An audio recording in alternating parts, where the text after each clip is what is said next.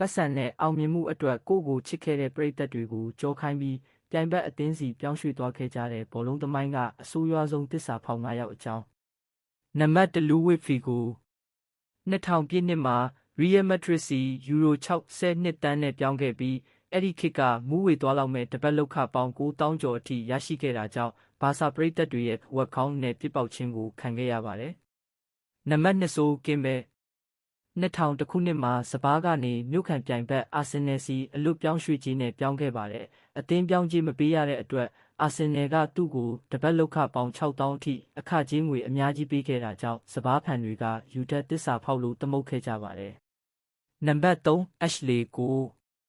2006ခုနှစ်မှာအာဆင်နယ်ကနေချက်စီစီပေါင်ဘေး9တန်းနဲ့ပြောင်းခဲ့ပါတယ်အာဆင်နယ်ကတပတ်လောက်ခ9000ခွဲပဲကမ်းလှမ်းလို့စိတ်ဆိုးခဲ့တဲ့ကိုဟာချက်စီမှာတပတ်ပေါင်9000အထိရခဲ့လို့ပရိသတ်တွေကခက်စလီခိုလို့အော်ဟစ်လောင်ပြောင်ခဲ့ကြပါတယ်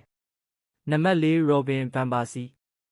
2012ခုနှစ်မှာအာဆင်နယ်ကနေမန်ယူအသင်းစီပြောင်းရွှေ့ကြေးပေါင်24တန်းနဲ့ပြောင်းခဲ့ပါတယ်သူဟာမန်ယူမှာအာဆင်နယ်ထက်အစမှတ်တမ်းများပြားတဲ့တပတ်လောက်ခပေါင်း2သိန်းခွဲအထိရရှိခဲ့ပြီးပထမဆုံးရာသီမှာတင်ပရီးမီးယားလိဂ်ဖလားကိုသိမ်းပိုက်ခဲ့ပါတယ်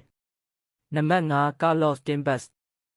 2009ခုနှစ်မှာမန်ယူကနေမြို့ခံပြိုင်ဘက်မန်စီးတီးစီပေါင်း25.5တန်းနဲ့တိုက်ရိုက်ကူးပြောင်းသွားခဲ့ပါတယ်မန်စီးတီးဟာသူ့ကိုတပတ်လောက်ခပေါင်း3သိန်းခွဲအထိပေးခဲ့ပြီး Welcome to Manchester ပိုစတာကြီးနဲ့မန်ယူကိုရန်စခဲ့ပါတယ်